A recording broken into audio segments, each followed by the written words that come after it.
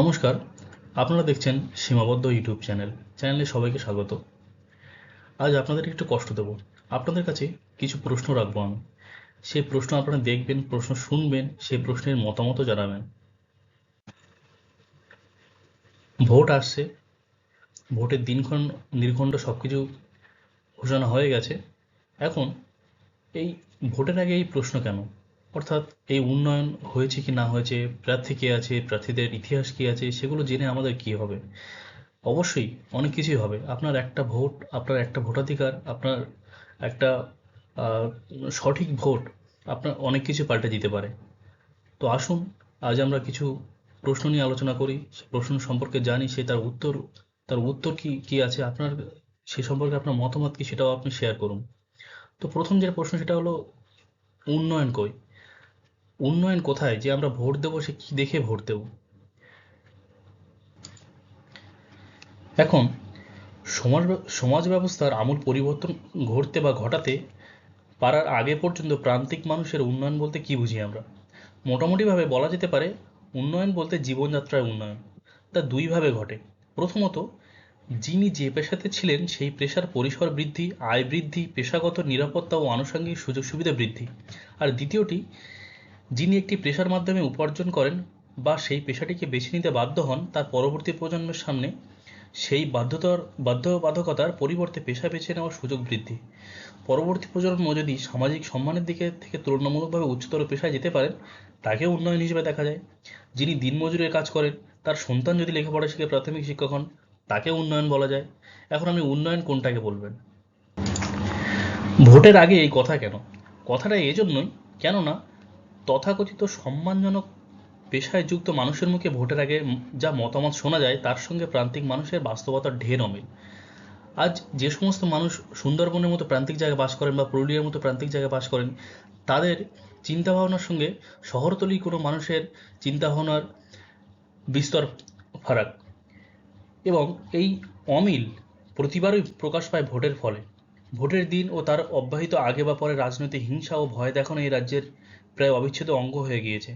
কিন্তু শুধুই কারচুপি বা ভয় দেখিয়ে ক্ষমতায় টিকে থাকা যায় না। সুতরাং এটুকু বলা যেতে পারে যে তৃণমূল কংগ্রেসের প্রতি এই রাজ্যের মানুষের একটা বড় অংশের সমর্থন রয়েছে, বিশেষত তথাকথিত প্রান্তিক মানুষ, গ্রাম্য মানুষের। এখন যদি যদি প্রশ্ন করা হয় যে রাজ্য ও কেন্দ্র উভয় সরকারই বিভিন্ন ধরনের ভাতা চালু হয়েছে, এই সব হলো ইন্টারিম রিলিফ, অর্থাৎ যা অল্প সময়ের জন্য স্বস্তি দিতে পারে। তবু ভাতা মডেলের প্রসার বেড়ে চলেছে। তা কেন? এই ভাতা মডেলের প্রসার এত বাড়ছে কেন? এই প্রশ্নের উত্তর খুঁজতে গেলে রাজ্যের রাজনীতিতে সংখ্যার হিসেবে ভদ্রলোক শ্রেণীর প্রান্তিক হয়ে যাওয়ার তাৎপর্যটা বোঝাটা জরুরি। আজ যারা তথাকথিত ভদ্রলোক শ্রেণীভুক্ত, হয়তো এক কি দুই প্রজন্ম আগে তাদের অনেকে উচ্চ মধ্যবিত্ত তো দূর দূর মধ্যবিত্ত ছিলেন না।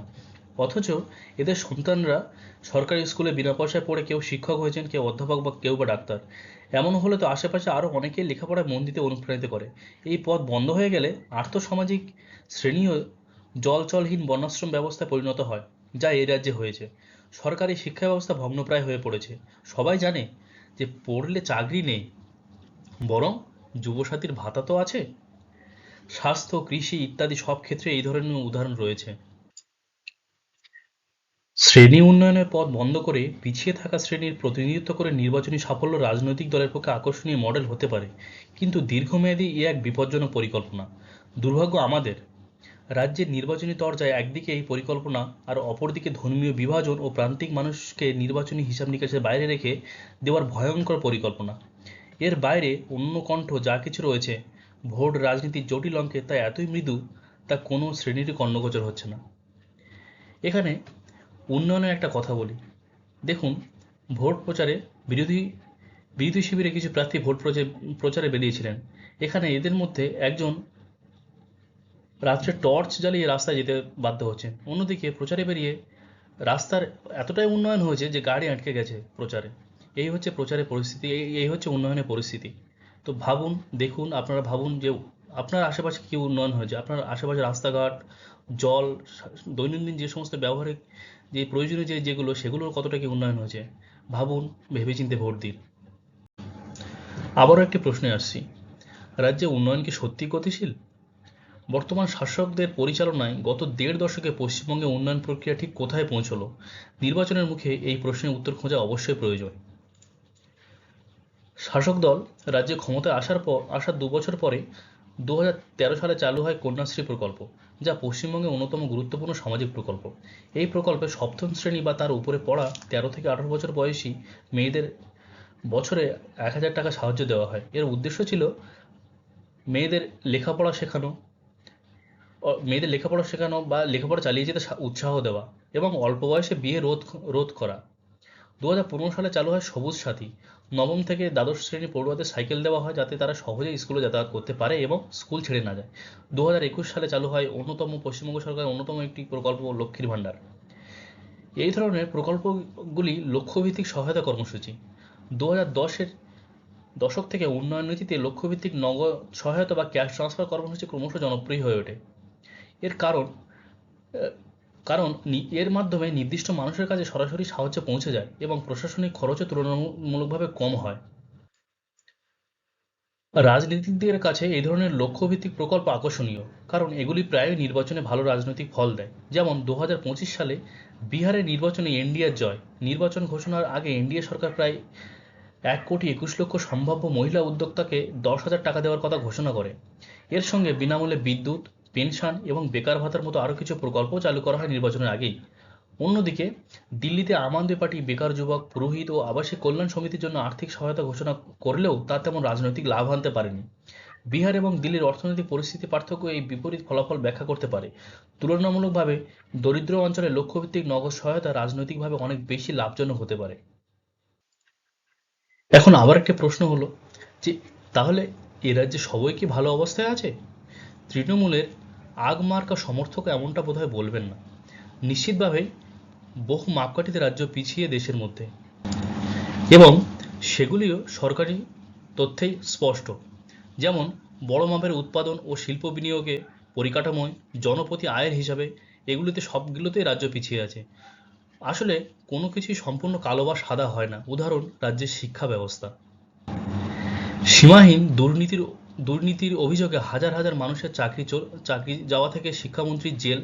নিশ্চিতভাবে শিক্ষা দপ্তর তৃণমূল সরকারের অন্যতম দুর্বল জায়গা। পাশাপাশি কেন্দ্রীয় সরকারের তথ্যই বলছে যে সব মিলিয়ে শিক্ষার ক্ষেত্রে পশ্চিমবঙ্গের সব রাজ্যের মধ্যে মাঝামাঝি অবস্থানে রয়েছে। সাক্ষরতার মতো বিষয় একেবারে প্রথমে, আবার মাধ্যমিক স্তরে স্কুল ছুট হওয়ার হিসেবে প্রায় তলানিতে। এটা সত্যিই ভাবার বিষয়। শিক্ষাক্ষেত্রে যে পশ্চিমবঙ্গ অনেক এগিয়ে ছিল সেই পশ্চিমবঙ্গের অবস্থান আজ কোথায় আছে সেটা ভাবলে সত্যিই কষ্ট হয়। এনাকে আপামর পশ্চিমবঙ্গবাসী সবাই চিনেন। ইনি আমাদের প্রাক্তন শিক্ষামন্ত্রী পার্থ চট্টোপাধ্যায়, যিনি শিক্ষাক্ষেত্রে দুর্নীতির কারণে তার জেলও হয়েছিল।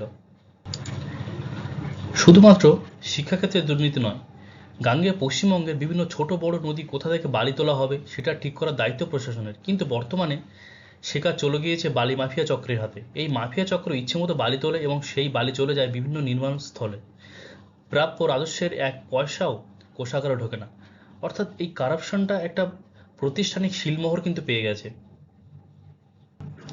আসলে দুর্নীতির কারবারিরা যখন নৈতিকতার মুখোশ পরে ফেলে তখন দুর্নীতির এই সীমাহীন চক্র রক্ষা অসম্ভব হয়ে পড়ে। দুর্নীতি তখন একরকম প্রাতিষ্ঠানিক শিলমোহর পেয়ে যায়। মাটির তলা থেকে কয়লা তুলে তা পাচার করে দেওয়ার ঘটনা নিয়ে সমালোচনায় মুখর হয়েছে গণমাধ্যম। বিতর্কের ঝড়ও উঠেছে, কিন্তু এখনো পর্যন্ত কোনো রাঘব বোয়ালের দৃষ্টান্তমূলক শাস্তি হলো না। কেন? সুন্দরবনে আমফান, আয়লা, ইয়াস প্রভৃতি নামের প্রবল শক্তিশালী ঘূর্ণিঝড়ের তাণ্ডব এলাকার সাধারণ মানুষের প্রতি বছরের সঙ্গী। বেলাগামভাবে ম্যানগ্রোভ অরণ্য ধ্বংস করে শাসক দলের প্রশ্রয়ে লালিত হয়ে দুর্নীতি চক্রের মাথা। অরণ্য ধ্বংস হয়ে আজ সেখানে গড়ে উঠেছে চিংড়ি চাষের জলাশয়। অভিযোগ উঠেছে সন্দেশখালিতে চাষের জমি গরিব মানুষের কাছ থেকে কেড়ে নিয়ে সেখানে জোর করে ঢুকিয়ে দেওয়া হয়েছে সুন্দরবনের নোনা জল, যাতে চিংড়ি চাষ করে মুনাফা লোটা যায়। এছাড়াও অন্যতম উদাহরণ হলো রাজ্যের শিক্ষা ব্যবস্থা, যেটা একটু আগে বলছিলাম। সীমাহীন দুর্নীতির অভিযোগে হাজার হাজার মানুষের চাকরি যাওয়া থেকে শিক্ষামন্ত্রীর জেল। নিশ্চিতভাবেই শিক্ষা দপ্তর তৃণমূলের সরকারের অন্যতম একটি দুর্বল জায়গা। সত্যিই তো, এখানে যদি আঘাত করে, বিরোধী দলগুলো যদি এটা নিয়ে প্রচার দেয়, সেই প্রচার তাদের অন্যতম অস্ত্র হয়ে উঠতে পারে। গণতন্ত্রে যে কোনো দল অবশ্যই অন্য দলে, বিশেষ করে সরকারে থাকা দলের দুর্বলতাগুলোকে সামনে আনবে, সমালোচনা করবে, নিশ্চয়ই করবে, কেন করবে না? তারা যে কাজ করেছে, যে অন্যায় করেছে, সে যে দুর্নীতি করেছে, সেটা তো সামনে আনবেই, সামনে আনতেই হবে। কিন্তু কিন্তু সত্যিকে উল্টে দিয়ে নয়, প্রচারে মিথ্যা বা অর্ধসত্য বলার অধিকার থাকাটা গণতন্ত্রে উচিত নয়। কেননা তার উপরে দাঁড়িয়ে ভোট ভবিষ্যৎ নির্ধারিত হয়। আমরা অর্ধসত্য জানি বা মিথ্যেটা হয়তো জানি, সেই সত্যি সামনে আসে না, সেই সত্যিকে সামনে আসতে দেওয়া হয় না। কিন্তু কিছু সত্যি আছে যেগুলো লুকিয়ে থাকে না, সেগুলো সামনে সামনে আসে। আর সেই সামনে আসা সত্যিটাই নির্বাচন, সেই সামনে আসা সত্যিটা জেনেই জেনেই সাধারণ মানুষ ভোট দানে তাদের সঠিক পথ নির্বাচন করেন। এখন দেখা যাক পশ্চিমবঙ্গে নির্বাচনের পরিবেশ ঠিক কেমন। এই ছবিটা আপনারা দেখেছেন। ছবিটি সোশ্যাল মিডিয়ায় বিভিন্ন প্ল্যাটফর্মে ঘুরছে। প্রধানমন্ত্রী ভোট প্রচার করতে এসে ঝাড়গ্রামের একটি দোকান থেকে ঝালমুড়ি কিনেছেন এবং সেটি তিনি উপভোগ করছেন। রাজ্যে দুদফায় বিধানসভা ভোটের নির্ঘণ্ট প্রকাশিত হয়ে গিয়েছে। রাজ্য জুড়ে নির্বাচনী প্রচার, প্রতিশ্রুতি, কটূক্তি, অপশব্দ প্রয়োগ, হিংসা, পোস্টার ছেঁড়া, জয় শ্রীরামের পরিবর্তে জয় বাংলার প্রতিহুঙ্কার, বোমা, মতান্তরে আতশবাজি ফাটার ফলিত চর্চা চলছে। এমনিতেই গত নভেম্বর থেকে এসআইআর ঘিরে উৎকণ্ঠা রাজ্যবাসীর সব মৌলিক সমস্যা শুষে নিয়েছে। আসন্ন নির্বাচনেও জনসাধারণের সমস্যা আলোচনা কেন্দ্রে আসার সম্ভাবনা কম। পরিবর্তে মেরুকরণের পাল্টা তোষণ সংস্কৃতি, গঙ্গা আরতি বনাম জগন্নাথ মন্দির, লক্ষ্যকণ্ঠে গীতাপাঠ বনাম দুর্গা মণ্ডপ বা মহাকাল মন্দির ঘিরে তুলনামূলক আলোচনা অবশ্যম্ভাবী। নিশ্চিতভাবে পিছনে সারিতে থাকছে রাজ্য সরকারের দেওয়া তথ্য অনুযায়ী রাজ্যের কয়েক হাজার স্কুলে পড়ুয়া না থাকা, একজন শিক্ষক নিয়ে কয়েকশো স্কুল চলা বা বহু স্কুল বন্ধের পরিসংখ্যান। উজ্জ্বল থাকছে মিড ডে মিল প্রকল্পে বরাদ্দ কমিয়ে দেওয়া, ক্রমবর্ধমান স্কুল ছুট, উচ্চশিক্ষায় আগ্রহ হারানো, পরিযায়ী শ্রমিকদের পাল্লা ভারী, নাবালিক বিবাহ, নারী পাচারের উদ্বেগজনক পরিসংখ্যান।